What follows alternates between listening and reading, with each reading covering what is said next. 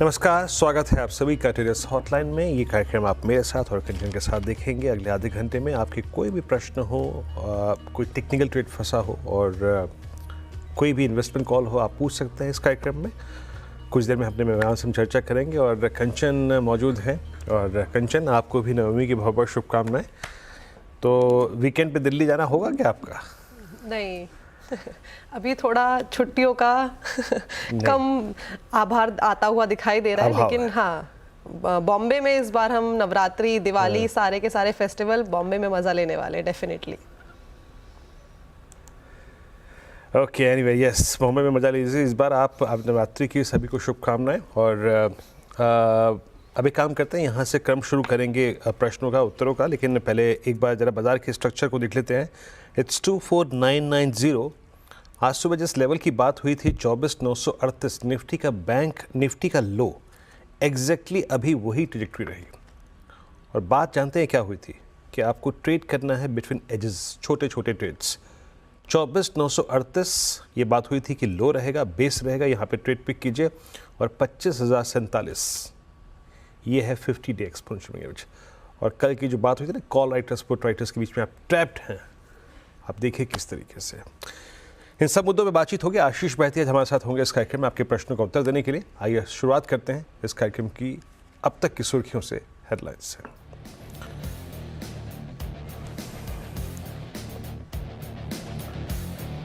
बाजार में निचले स्तरों से अच्छी रिकवरी। निफ्टी फिलहाल 25,020 के स्तर पर। निफ्टी बैंक बिल्कुल शांत, लेकिन आज फार्मा और मेटल शेयरों में अच्छी तेजी। मेटल शेयर में आज सबसे ज्यादा एक्शन, 2% तेजी के साथ निफ्टी मेटल बना top gainer. National aluminium, NMDC, SAIL, Hind copper सहित 3 से 5% तक ऊपर।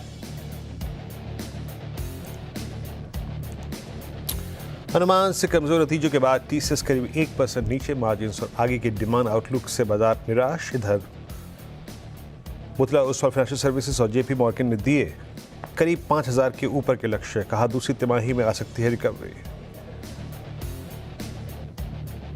गोल्डमैन सैक्स ने कमिंस को डाउनग्रेड कर बिकवाली की दी सलाह। शेयर 5% टूट के बना वायदा का टॉप लूजर।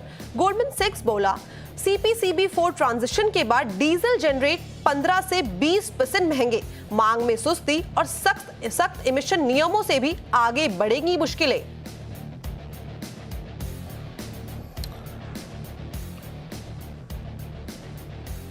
और एमडी और सीईओ के तौर पे पार्थ प्रतिम सेन गुप्ता की नियुक्ति को आरबीआई से मिली मंजूरी।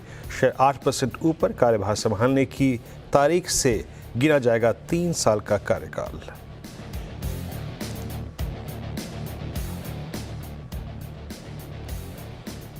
ओके, इस बीच जरा एक बार लेके आइए आप निफ्टी 24,990 और निफ्टी बैंक करीब करीब 41,460 पर। और यहाँ पे इस वक्त निफ्टी बैंक को अगर आप देखें तो इसकी भी ट्रैजेक्टरी बिल्कुल डिफाइंड रही। वही बेस पुट राइटर्स के जोन से पुल बैक दे के वही रेजिस्टेंस 51,500 पे जाके अगर आप देखें तो जाके सिंक हो गया। आशीष, नमस्कार, नवरात्रि की आपको शुभकामनाएं, नवमी की आपको शुभकामनाएं, दशहरे की शुभकामनाएं। बताइए आज इस वक्त निफ्टी को आप कैसे रीड कर पा रहे हैं? Good morning Virendra sir, good morning Kanchan ji. Virendra ji, Nifty का जो स्ट्रक्चर बना हुआ है वो काफ़ी अच्छा लग रहा है कंपेयर टू बैंक निफ्टी, क्योंकि यहाँ पे एक रिलायंस का सपोर्ट देखने में मिल रहा है। हम देख रहे हैं कि फार्मा में भी अच्छा मोमेंटम बन गया है और मेटल्स में भी आज बाइंग है। तो सेक्टर काफ़ी सपोर्ट कर रहे हैं निफ्टी को। वहीं बैंक निफ्टी की अगर मैं बात करूँ तो यहाँ पे अभी भी HDFC बैंक प्रेशर में है, ICICI में ऑलमोस्ट 0.5% की गिरावट, ऑलमोस्ट 0.7% की गिरावट है। और जिस हिसाब से बैंक निफ्टी में प्रेशर बन रहा है, मुझे लग रहा है शायद बैंक निफ्टी में यहाँ से गिरावट देखने और मिल सकती है। तो निफ्टी में खरीदारी की सलाह रहेगी इन लेवल्स पे। हमें लग रहा है कि निफ्टी में एक बाउंस बैक देखने मिल सकता है और वापस 25,200 तक का जोन देखने मिल सकता है। जो स्टॉप लॉस इसमें मेंटेन करना है वो 24,900 का एक एसएल मेंटेन करे। बैंक निफ्टी को भी एज अ इंडेक्स एक बार थोड़ा सा अवॉइड करे ट्रेडिंग पर्सपेक्टिव से। निफ्टी बैंक रिव्यू है। अब पहला प्रश्न लेते हैं। अनिल जी हैं हमारे साथ, अनिल मनोहर मुंबई से। अनिल जी नमस्कार, प्रश्न पूछिए अपना। नमस्कार, मेरे पास ट्रेंड के कुछ 51 शेयर्स है जो मैंने 7,060 के भाव से लिए थे। ट्रेंड के और डिक्सॉन डिक्सॉन के Okay. 100 शेयर है जो मैंने 13,375 के भाव से लिए थे, तो मैं होल्ड करने के लिए तैयार हूँ, लेकिन पार्शियल प्रॉफिट बुक करेगा, यही मेरा क्वेश्चन है। देखिए, आपने वैसे हम इस कार्यक्रम में एक ही प्रश्न लेते हैं, लेकिन आपने डिक्सन लिया है करीब 13,375 पे, ट्रेड कर रहा है 15,030 पे, रनिंग प्रॉफिट आपका करीब करीब 1,300 रुपये का है, ठीक है। और नहीं, ये कितने पे, 13 अप्रॉक्सीमेटली अगर आप देखें 1,600 रुपये का रनिंग प्रॉफिट यहाँ पे है। और ट्रेंड आपने लिया है कितने पे, ट्रेंड कितने पे लिया आपने? ट्रेंड ये लिया है आपकी होल्डिंग 7,060 की, ठीक है ना। और ये ट्रेड कर रहा है, हाँ ठीक है, समझ गया मैं, 8100 पे ट्रेड कर रहा है। यहाँ पे रनिंग प्रॉफिट है आपका 1,100 रुपये। देखिए एक चीज़ जान लीजिए सर, आपने बहुत हिम्मत करके बहुत ही बड़े स्टॉक्स, बिग टिकट साइज और बहुत ही ऊंचे प्राइस पे लिए, but still you are running in profit. आपको अपना रिस्क मैनेजमेंट मैकेनिज्म तैयार रखना पड़ेगा, क्योंकि वर्टिकल राइज हैं आपके दोनों ही होल्डिंग किए हुए स्टॉक्स पे, और उसी के बीच में रोटेट कर रहा है आपका ब्रेक इवन। तो आपकी बात बिल्कुल सही है कि अपनी कॉस्ट ऑफ एक्विजिशन थोड़ी सी आपको नीचे लेके आनी पड़ेगी। आशीष, इनका प्राइस बहुत ऊपर का है, बट ईश्वर की कृपा से अभी भी प्रॉफिट में है ये। मैं थोड़े इनके कॉस्ट ऑफ एक्विजिशन को लेकर थोड़ा सा अनकंफर्टेबल हूँ। क्या पार्शियल प्रॉफिट बुक करके थोड़ा सा कॉस्ट ऑफ एक्विजिशन नीचे लेके आए, और बाकी पोजीशन पे एक जो ट्रेडिंग स्टॉप लॉस है वो क्या होगा? जी वीरेंद्र जी, आपका जो सोचना है वो एग्जैक्ट सही है, बट हमारा एक थोड़ा सा इसमें कंसर्न है कि सिंस ये दोनों स्टॉक जो है ये फेस्टिव सीजन में एक अच्छा परफॉर्म करने के एंटिसिपेट रखते हैं। वाइट गुड्स में डिक्सन हो गया, और ट्रेंड फैशन एक्सेसरीज और फैशन में हो गया। तो कम सीइंग कि अभी फेस्टिव सीजन की जस्ट शुरुआत हुई है, हमें लग रहा है कि दोनों स्टॉक में यहाँ से भी एक बड़ा मोमेंटम देखने मिल सकता है। सिर्फ स्टॉप लॉस जो है, जैसे आपने बताया, उसे ट्रेड करके ऊपर ले आए, सो दैट इनका प्रॉफिट जो है वो प्रोटेक्टेड रहेगा। और 7900 का एक ट्रेलिंग एसएल रखे ट्रेंड में, एक बहुत स्ट्रॉन्ग मोमेंटम बना हुआ है, और इसमें जिस आपके स्ट्रक्चर 8500 तक के लेवल्स देखने मिल सकते हैं शॉर्ट टर्म में। तो यहाँ होल्ड करें। डिक्सन में भी जो है एक स्टॉप लॉस है, उसे भी ट्रेल करके ऊपर ले आया, क्योंकि स्टॉक ऑलरेडी अपने ऑल टाइम हाई ट्रेजेक्टरी में चल रहा है। तो या तो डिक्सन में अगर इन्हें प्रॉफिट बुक करना है, तो यहाँ पे थोड़ा सा प्रॉफिट बुक कर सकते हैं इन लेवल्स पे। और स्टॉप लॉस जो है 14,500 के करीब का एक एसएल मेंटेन रखे डिक्सन में, और ट्रेंड में तो हम होल्ड करने की सलाह दे रहे हैं स्टॉप लॉस के साथ। जी, तो ये थी राय डिक्सन टेक्नोलॉजी और साथ ही साथ ट्रेंड में। अब नेक्स्ट कॉलर हमारे साथ जुड़ गए हैं, प्रभाकर जी, ये है मुंबई से। प्रभाकर जी, कैसे हैं आप? हाँ, सब ठीक है सर मैडम जी, अपना सवाल पूछिए। सवाल है सवाल मेरा है टाइटन पे है। 3803 का बाइंग प्राइस है, और उसमें 500 शेयर है। जी, तो 500 शेयर खरीदे हैं। जी sir. ICICI bank. ICICI bank में कितने शेयर हैं सर आपके पास? 1800 है, 1300 के भाव में। 1800 शेयर है 1300 के भाव में, राइट? राइट। ठीक है। अगर टाइटन की तरफ देखें तो 3800 की बाइंग है, करीब करीब आपको 400 रुपए का प्रति शेयर यहाँ पे लॉस दिखाई दे रहा है। और आईसीआईसी बैंक में भी करीबन 50 पॉइंट्स की एक कमजोरी देखने को मिल रही है, जो आपका खरीदा हुआ भाव है। वहीती जी, क्या करना चाहिए इस टाइम पे जी टाइटन और आईसीआईसी बैंक? जी कंचन जी, टाइटन का चार्ट अगर मैं बात करूं तो काफी गिरावट देखने मिली है। स्टॉक अपने 200 डेमा से भी नीचे स्लिप हो चुका है, और जहां हम देख रहे हैं कि gold prices continuously inch up कर रहे हैं ऊपर की तरफ, वहीं टाइटन में एक गिरावट देखने मिल रही है। लेकिन since festive season around the corner है, तो यहाँ पे होल्ड करें। हमें लग रहा है कि टाइटन में बाउंस बैक देखने में मिल सकता है, और एक स्ट्रॉन्ग सपोर्ट एरिया के पास टाइटन आ चुका है। तो एक स्टॉप लॉस जो है वो 3430 के करीब का एक एसएल मेंटेन करे टाइटन में, और होल्ड करे इस पोजीशन को।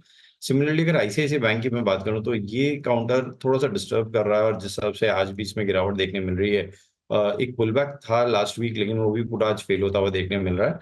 तो आईसीआईसीआई बैंक में काफी नियर बाय स्टॉप लॉस दे रहा हूँ, 1220 का एक स्टॉप लॉस मेंटेन करना चाहिए इन्हें। अगर वो टूटता है तो इसमें से एग्जिट करे, टाइटन को होल्ड करे 3450 के स्टॉप लॉस से।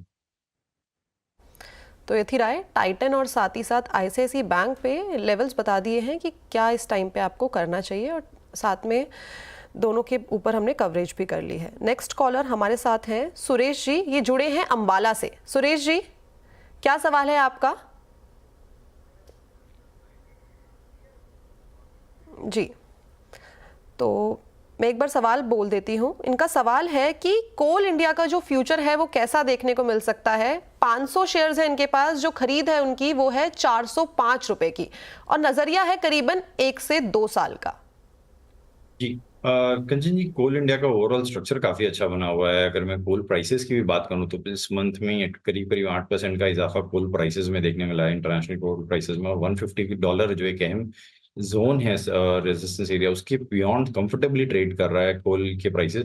कोल इंडिया की अगर मैं चार्ट स्ट्रक्चर की बात करूं तो इसमें एक अच्छा बेस फॉर्मेशन बन चुका है स्टॉक में, और जिस आपका स्ट्रक्चर बना हुआ है हमें लग रहा है कि 485 का एक स्टॉप लॉस लगाकर इस पोजीशन में बने रह सकते हैं, या इन्हें फ्रेश लॉन्ग करना है तो वो भी यहाँ पे इन लेवल्स पे किया जा सकता है। जो शॉर्ट टर्म टारगेट्स हमें देखने मिल रहे हैं कोल इंडिया के, वो 510 के। ओके, चलिए अभी काम करता हूँ मैं सोशल मीडिया प्लेटफॉर्म पे जो प्रश्न आए हैं वो यहाँ पर पूछ लेता हूँ और शामिल कर लेता हूँ। प्रवीण प्रजापति जी का प्रश्न है और अभी उन्होंने कोट किया है कि मेरे पास HL की 5000 की कॉल है @48। एक बार स्क्रीन पे इस कॉल का प्राइस रखिएगा। हिंदुस्तान एरोनॉटिक्स की इनके पास कॉल है 4800, ये @48 5000 की कॉल लिए। जरा 5000 की कॉल का प्रीमियम लेके आइए। देखिए प्रजापति जी, पहली बात तो यह है कि आप एक थोड़ा सा इलिक्विड स्टॉक में थोड़ा हाई टिकट साइज का स्टॉक है। एक तो स्टॉक इटसेल्फ थोड़ा सा इलिक्विड, मतलब इम्पैक्ट कॉस्ट ज़्यादा है। आप उसकी एक ऐसी कॉल में चले गए हैं जो कि ऑलरेडी काफ़ी आउट ऑफ मनी है। 500 रुपये आउट ऑफ मनी है सर, ऐसा नहीं करना चाहिए। अगर आपको ठीक है, आपका लॉजिक ठीक था, आपने कॉल प्ले करी, बट आपको एट द मनी रहना चाहिए। ठीक है, जब आप 4100 पे पुल बैक के बारे में सोच रहे हैं तो आपकी 4200 की हार्डली कॉल होनी चाहिए। 4200 पे सोच रहे हैं तो 4300, 4300 सोच रहे हैं तो 4400। अब 4400 का प्राइस है तो हार्डली 4500। ये जो 5000 की कॉल है, ये ऑलरेडी कॉल राइटर को आपने थाली में परोस के प्रीमियम दे दिया कि जनाब ये लीजिए, मैं आपको 48 रुपये दे रहा हूँ। जब आप पुल बैक की कल्पना करते हैं तो calls at the money try कीजिए, not exactly out of money. अब क्या करें, यहाँ पर बुक कर लें आशीष जी, मेरे ख्याल से 14 रुपये मिल रहे हैं इनको, या फिर अभी होल्ड कर लें इसको और 4-5 दिन में फैसला लें। वीरेंद्र जी, मैं टोटली सहमत हूँ आपकी जो बातें आपने जो बताई है उनसे, क्योंकि ये 10 इसका जो डेल्टा है वो 10 का से भी कम का है। मतलब 10% ही प्रोबेबिलिटी, 10% से भी कम की प्रोबेबिलिटी है कि ये कॉल एट द मनी आ जाएगी, और एट द मनी आने के बाद भी अगर एट द मनी एक्सपायर भी होती है तो भी जीरो ही वैल्यू रह जाएगी। तो इसने कम से कम 51,000 या 5050 तक का मोमेंटम चाहिए एक्सपायरी तक, तब इनकी कॉल जाके जो इनके कॉस्ट पर आएगी। तो यहाँ पे जो इनको रेसिडुअल वैल्यू मिल रही है 14 रुपये 50 पैसे, वो इन्हें कैश कर लेना चाहिए और उतना उन्हें सेव कर लेना चाहिए। तो एग्जिट करने की सलाह है इन लेवल्स पे। ओके, चलिए, तो एक राय है एग्जिट करने की। और याद रखिएगा, जब भी आप पुल बैक जा रहे हैं, पुल बैक खेलने के लिए, आप पुल बैक कब खेलते हैं? आप एक वीक स्ट्रक्चर पे पुल बैक खेल रहे हैं। तो जब आप पुल बैक खेल रहे हैं तो please eight the money call कराइए। सीख समझ लीजिए, इस बार आपने ली है। अच्छा, एक और प्रश्न है, ये है राहुल प्रजापति जी का। सारे अगर आप देखें, आज प्रजापति जी जो हैं वो इस कार्यक्रम पे आज अपना प्रश्न लेकर जुड़े हैं। इनका प्रश्न है, मैं 2 प्रश्न पूछे हैं इन्होंने, लेकिन मैं एक ही लूँगा। CDSL @250 शेयर्स हैं, 812 पे 250 शेयर्स हैं। इनका ट्रेड वेल इन ग्रिप है आशीष। अब NASDL के फाइनली IPO को अप्रूवल, फाइनली अब देखते हैं कि जब एक किसी सेक्टर में एक IPO आता है, आने वाला होता है, तो वाइब्रेंसी एग्जिस्टिंग स्टॉक्स में बढ़ जाती है। ये टिपिकल फ्लैग है स्क्रीन पे 1491 पे। क्या आशीष, अगर ये 1550 की ट्रेजेक्ट्री को पार करे तो नेक्स्ट स्विंग के लिए तैयार है CDSL? और ऑन द कॉन्ट्रेरी, अगर नहीं तो एक रीजनेबल स्टॉप लॉस क्या होगा? जी वीरेंद्र जी, एक तो इनके पास कंफर्ट जोन काफी अच्छा है, क्योंकि बहुत अच्छे प्राइस पे इन्होंने बाय किया और काफी अच्छे से होल्ड किया उस पोजीशन को। NSDL के IPO से तो इन्हें फायदा मिलने वाला है, और NSE का भी जब IPO आएगा तो भी CDSL में हमें लगता है कि एक जो स्टॉक मार्केट रिलेटेड जितने स्टॉक्स है उसमें एक अच्छा मोमेंटम वापस बिल्डअप हो जाएगा। तो होल्ड करे इस पोजीशन को।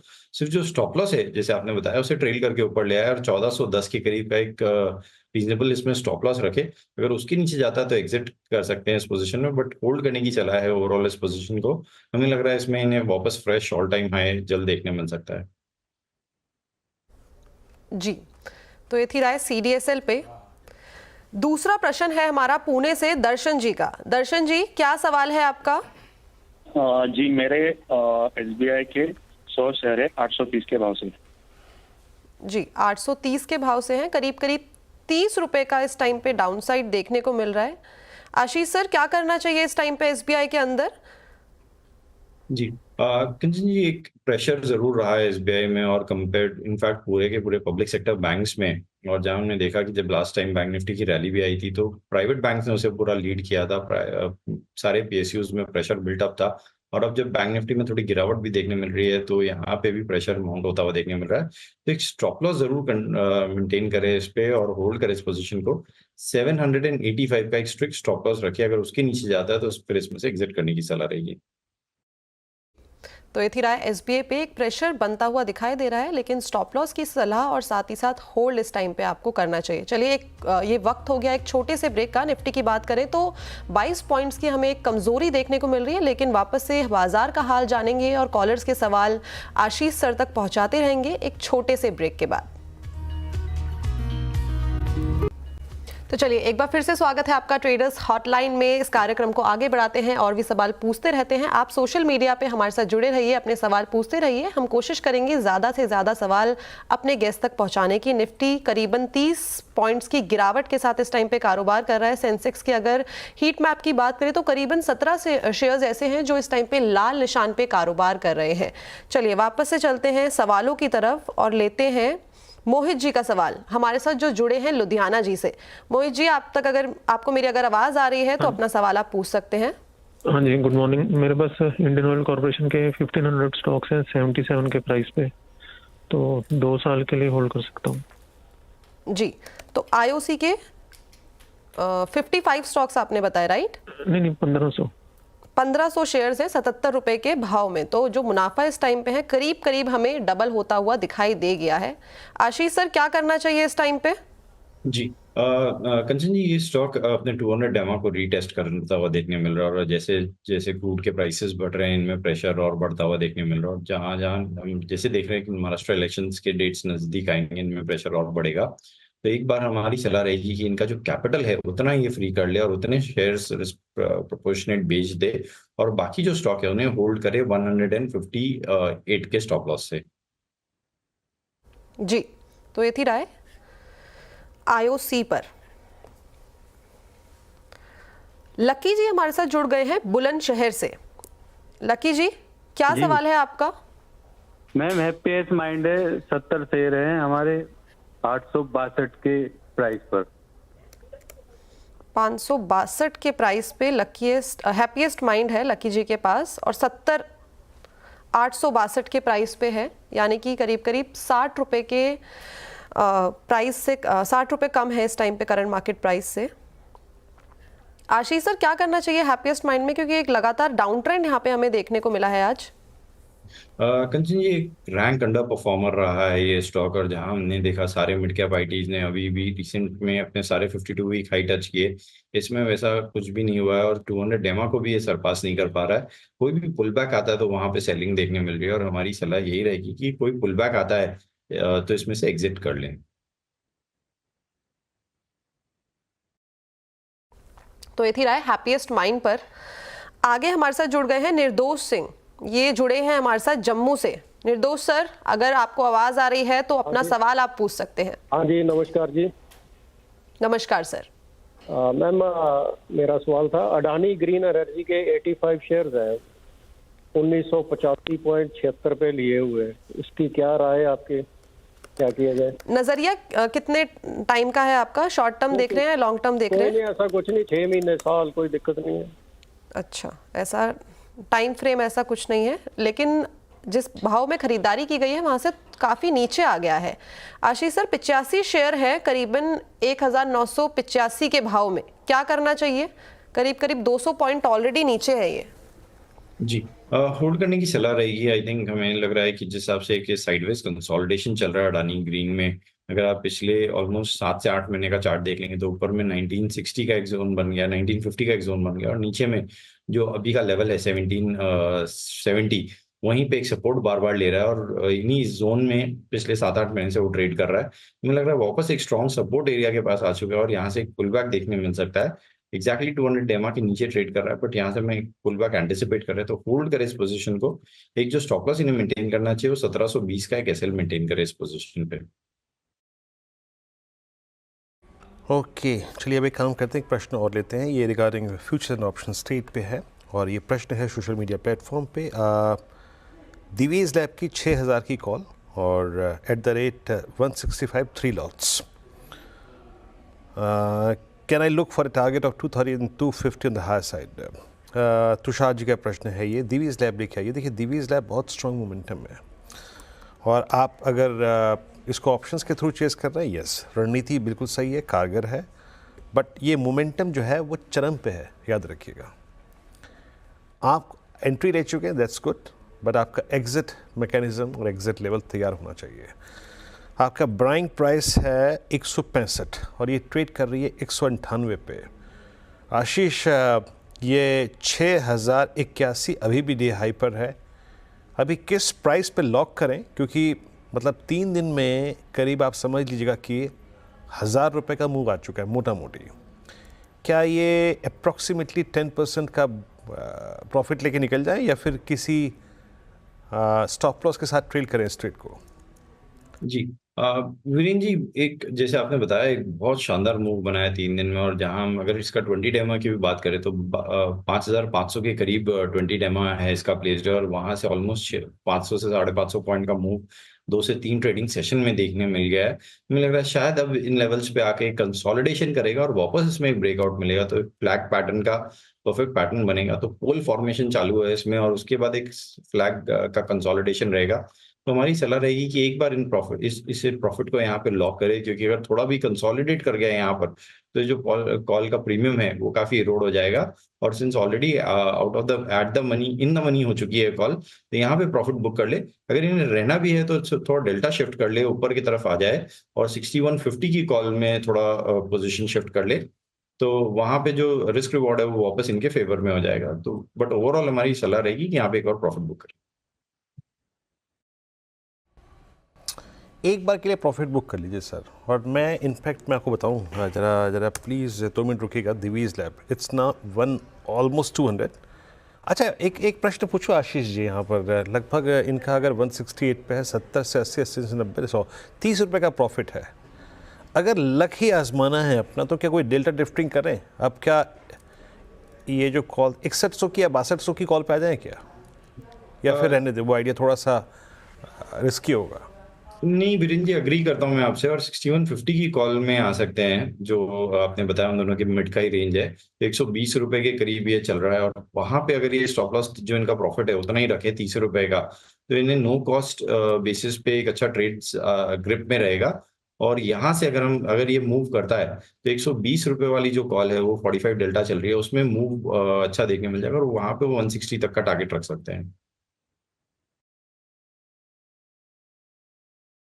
चलिए, तो अब आपको ओवरऑल एक व्यू मिल गया होगा सर कि क्या करना चाहिए क्या नहीं करना चाहिए। बट याद रखिएगा, ऑप्शन ट्रेड जब एक बार प्रॉफिट में आ जाए रिस्क मत लिया कीजिए, प्रॉफिट को ज़रूर बुक किया कीजिएगा। ठीक है। अच्छा, एक प्रश्न और देते हैं। टाटा कम्युनिकेशन 100 शेयर है 1950 पे। ये रोहित जी मुंबई से प्रश्न पूछ रहे हैं। अब टाटा कम्युनिकेशन का मैंने सवाल ये इसलिए लिया कि टाटा कम्युनिकेशन जो है वो आज से लगभग 4 रोज़ पहले सबसे हॉट कमोडिटी थी स्क्रीन पे, बहुत स्ट्रॉन्ग स्ट्रक्चर था, बट सडनली कोलैप्स हो गया। Now it's 1987 on the screen और आपकी प्राइस है 1950 का, स्टिल आप प्रॉफिट पे हैं। आशीष, ये जो 4 दिन का डिप आया, मेरे ख्याल से ये डिप आया था 3 अक्टूबर 4 अक्टूबर को, उसके बाद इसने अपना 50 डे एक्सपोनेंशियल मूविंग एवरेज पे आके एक बेस बनाया जो कि इनके लगभग ब्रेक इवन के आसपास है। क्या अपने ब्रेक इवन का ही स्टॉप लॉस लगा लें? क्या आज जो ये 50 डे एक्सपोनेंशियल मूविंग एवरेज पार कर रहा है, क्या ये टेस्ट ऑफ 20 डेमा कर सकता है, जो कि प्लेस्ड अप्रॉक्सीमेटली 2030 के आसपास है? जी वीरेन जी, 20 सितंबर को भी इन्हीं लेवल से इसने एक बेस बनाकर बाउंस दिया था, और जो एग्जैक्ट मोमेंटम बना था वो 2200 तक, ऑलमोस्ट 2170 तक का मोमेंटम बना था। और उसके बाद थोड़ा सा कोलैप्स जरूर हुआ है, लेकिन एक वापस स्ट्रॉन्ग सपोर्ट एरिया को टेस्ट कर रहा है, जो जैसे आपने बताया कि एग्जैक्ट जो इनका बाइंग प्राइस है वहीं पे इन्हें एक स्टॉप लॉस रखना चाहिए, और जो टारगेट्स इमीडिएटली दिख रहे हो 2050 के टारगेट के लिए इस पोजीशन को होल्ड करने की सलाह रहेगी। जी, थैंक यू। ये सारे जितने भी सवाल थे उनको बखूबी तरीके से आंसर करने के लिए thank you so much Ashish sir हमारे साथ जुड़ने के लिए। जी thank you very much sir. Ji